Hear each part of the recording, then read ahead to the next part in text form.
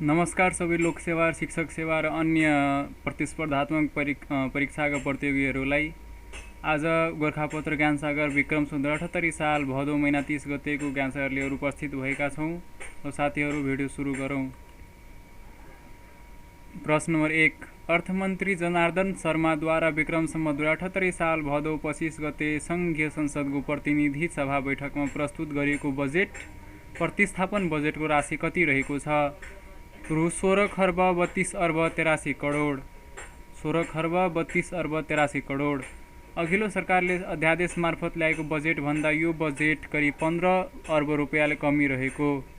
2078 जेठ 15 गते अर्थमन्त्री विष्णु प्रसाद पौडेलद्वारा प्रस्तुत गरिएको बजेटको राशि 16 खर्ब 47 अर्ब 57 करोड रुपियाँ रहेको थियो। आयव्ययको विवरण। चालू खर्च 6 खर्ब 77 अर्ब 99 करोड 41.52%। पुँजीगत खर्चतर्फ 3 खर्ब 78 अर्ब 10 करोड 23.16%। वित्तीय व्यवस्थापन 1 खर्ब 89 अर्ब 44 करोड 11.6%। वित्तीय हस्तान्तरण 3 खर्ब 87 अर्ब 30 करोड 23.72%। स्रोत व्यवस्थापन।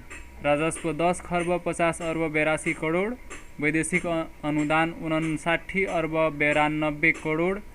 वैदेशिक ऋण 2 खर्ब 83 अर्ब 9 करोड। आन्तरिक ऋण 2 खर्ब 39 अर्ब।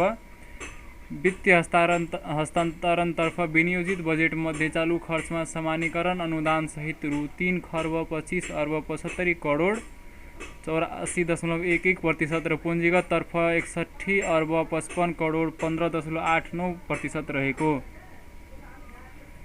बजेटको उद्देश्य विद्यमान बहुआयामिक गरिबी न्यूनीकरण गर्ने, अर्थतन्त्रको पुनरुत्थान गरी देश उच्च दरको आर्थिक वृद्धि दर हासिल गर्ने, संविधानले परिकल्पना गरे अनुसार समावेशी र समाजवाद उन्मुख अर्थतन्त्र निर्माण गर्ने। बजेटका विशेषता। बजेट मार्फत सरकारले 7% को आर्थिक वृद्धि दर हासिल गर्ने लक्ष्य लिएको। मूल्य वृद्धि 6.5% मा सीमित गर्ने लक्ष्य राखिएको। मृगौला प्रत्यारोपण गरेका क्यान्सर रोगी, मेरुदण्ड पक्षघातका बिरामीलाई मासिक 5,000 रुपियाँ उपलब्ध गराइने। राजनीतिक परिवर्तनको आन्दोलनमा बलिदान गर्ने। परिवारका लागि जीवन वृत्ति बापत मासिक 3,000 प्रदान गरिने। कोभिड महामारीमा रोजगारी गुमाएका 5 लाख परिवारलाई 10,000 रुपियाँका दरले राहत स्वरूप प्रति परिवार एक पटक सहयोग प्रदान गर्ने। यो सहयोग 2078 असोज महिनाभित्र वितरण गरिसक्ने सरकारी लक्ष्य रहेको छ। प्रत्येक स्थानीय तहमा 500 जनालाई बिना धेतु ऋण प्रदान गर्ने कार्यक्रम। प्राविधिक विधामा अध्ययन गर्ने कक्षा 12 सम्मको विद्यार्थीलाई पढ्दै कमाउँदै कार्यक्रम सबै प्रतिशतकै विद्यालयमा नमुनाको रूपमा सुरुवात गरिने। 300 भन्दा बढीलाई रोजगारी दिने उद्योगलाई राहत प्रदान गर्ने। कृषि बीमाको प्रिमियम अनुदान वृद्धि गरी 80% कायम गरिएको। निरन्तर घाटामा गएका सार्वजनिक संस्थालाई संरचनागत र व्यवस्थापकीय सुधार गरी सञ्चालन गर्ने, खारेज गर्ने वा अन्य विधिबाट व्यवस्थापन गर्ने नीति लिइने। 200 मेगावाट माथिको जलाशय र अर्ध जलाशय युक्त जलविद्युत आयोजनाले व्यापारिक कारोबार गर्न सुरु गरेको मितिले पहिलो 15 वर्षमा पुरै र त्यसपछि 6 वर्षमा 50% आयकर छुट पाउने। 2078 चैत्रसम्म मेलम्ची खानेपानी आयोजनालाई पुनर्निर्माण गरिसक्ने। प्रत्येक प्रदेशमा कम्तीमा एउटा शैक्षिक उत्कृष्टता केन्द्र स्थापना गर्ने। काठमाडौँ उपत्यकामा 10 स्थानमा सुपथ र सुलभ खानाको व्यवस्था गरिने। धार्मिक सङ्ग्रहालय स्थापना गरिने। प्रश्न नम्बर 2। अन्तर्राष्ट्रिय साक्षरता दिवस कहिले मनाइन्छ? सेप्टेम्बर 8। सन् 2021 को नारा मानव केन्द्रित पुनर्लाभका लागि साक्षरता, प्रविधि प्रयोगको असमानतामा न्यूनता। प्रश्न नम्बर 3। राष्ट्रिय जनगणना 2078 का लागि संशोधित कार्यतालिका अनुरूप तय गरिएको मिति कुन हो? विक्रम सम्वत 78 साल कार्तिक 26 देखि मङ्सिर 9 गतेसम्म। विक्रम सम्वत 78 साल भदौ 21 गतेको मन्त्री परिषदको बैठकले सो मिति तय गरेको हो। प्रश्न नम्बर 4। सरकारले पहिलो पटक जननिर्वाचित प्रधानमन्त्री बीपी कोइरालाको नाममा बीपी कोइराला राष्ट्रिय पुरस्कार स्थापना गर्ने निर्णय कहिले गरेको हो? विक्रम सम्वत 78 साल भदौ 21 गते। प्रश्न नम्बर 5। 18औं निजामती सेवा दिवस 2078 को नारा के रहेको छ? व्यावसायिक र सृजनशील प्रशासन, विकास, समृद्धि र सुशासन। विक्रम सम्वत 2013 भदौ 22 गते नेपालमा पहिलो पटक निजामती सेवा ऐन जारी भएको दिनको सम्झनामा हरेक वर्ष भदौ 22 गतेका दिनलाई निजामती सेवा दिवसको रूपमा मनाउने गरिएको छ। यो दिवस विक्रम सम्वत 2061 सालदेखि मनाउन थालिएको हो। प्रश्न नम्बर 6, गिनीमा सेनाले विद्रोह गरी सत्ता कब्जा कहिले गरेको हो? सन् 2021 सेप्टेम्बर 5। प्रश्न number 7, green deal of the year 2021 को उपाधि प्राप्त गर्ने नेपाली बैंक कुन हो? NMB bank. सिङ्गापुरको एसियन बैंकिङ एन्ड फाइनान्स पत्रिकाले पुरस्कृत गर्ने corporate and investment banking award श्रेणी अन्तर्गत एनएमबी बैंकले उपाधि प्राप्त गरेको। प्रश्न नम्बर 8, भारतको कलिङ लिटररी फेस्टिभल 2020-21 का लागि प्रदान गरेको केएलएफ बुक अवार्ड प्राप्त गर्ने नेपाली को हुन्?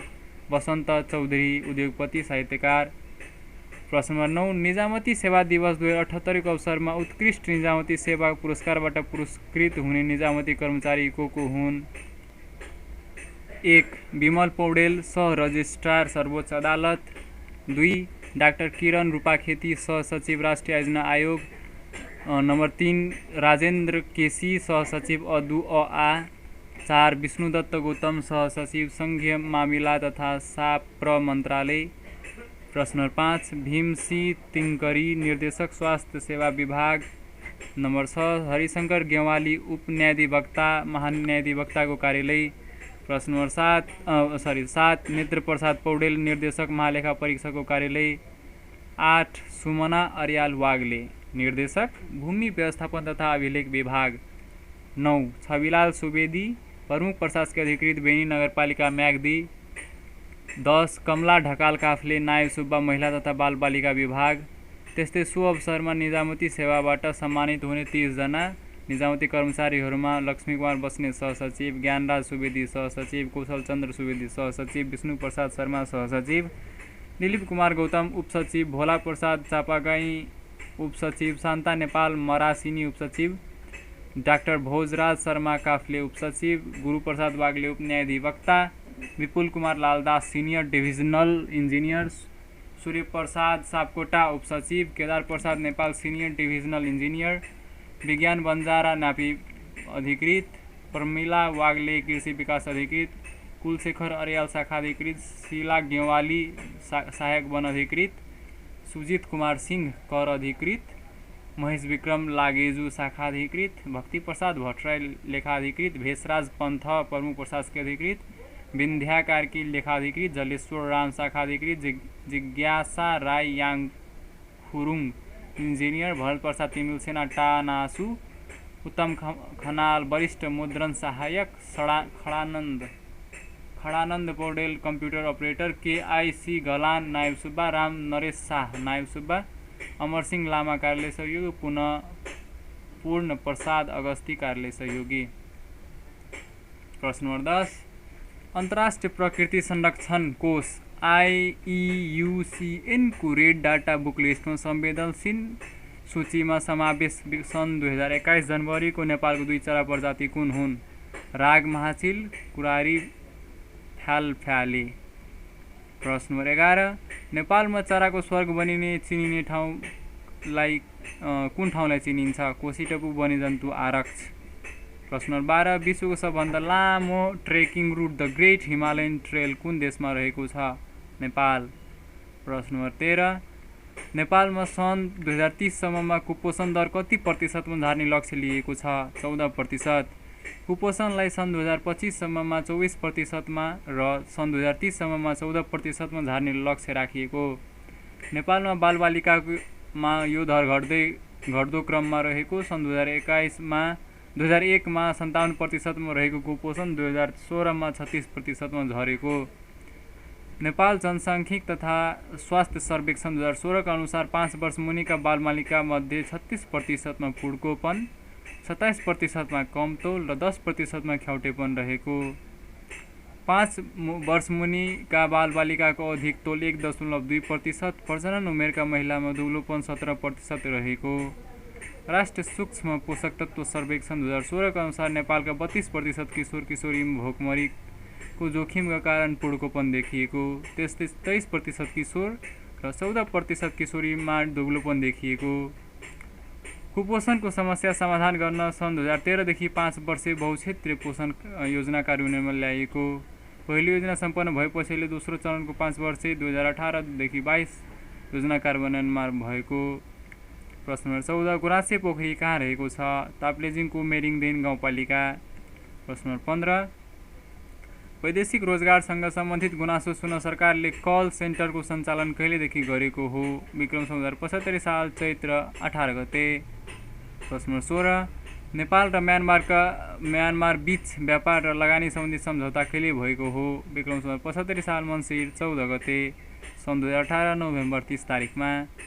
प्रश्न नम्बर 17 नेपालमा मन्ट्रियल सन्धि 1979 कहिलेदेखि लागू भएको हो? विक्रम 75 साल मङ्सिर 29 गते। प्रश्न 18 काठमाडौँ उपत्यकाको कुन ठाउँलाई अशोक पतन पनि भनिन्थ्यो? पाटन।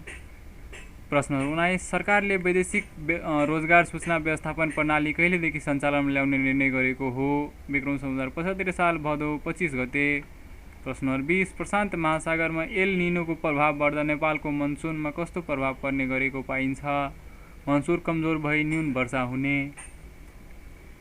प्रश्न नम्बर 21 नेपाल सरकारले विदेशी मुलुकसँग लगानीका लागि द्विपक्षीय लगानी प्रवर्धन तथा संरक्षण सम्झौता विपाको सट्टा कुन ढाँचा लागू गर्न थालेको छ? द्विपक्षीय लगानी सम्झौता BIEA। प्रश्न नम्बर 22 नेपालको कुन ठाउँमा सारस प्रजनन केन्द्र रहेको छ? कपिलवस्तु। प्रश्न नम्बर 23 नेपालमा ISO 9001 2015 गुणस्तर चिन्ह प्राप्त गर्ने पहिलो जलविद्युत कम्पनी कुन हो? चिल्लीमे हाइड्रो पावर।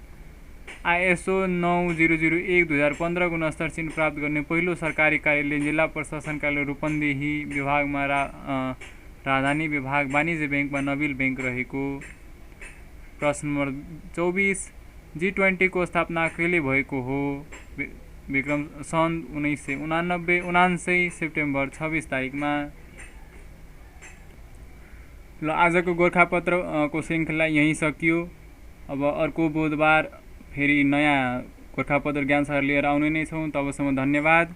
तबसम्मको लागि बिदा र भिडियो राम्रो लागेमा लाइक, सेयर र सब्सक्राइब अवश्य गरिदिनु होला। हस्।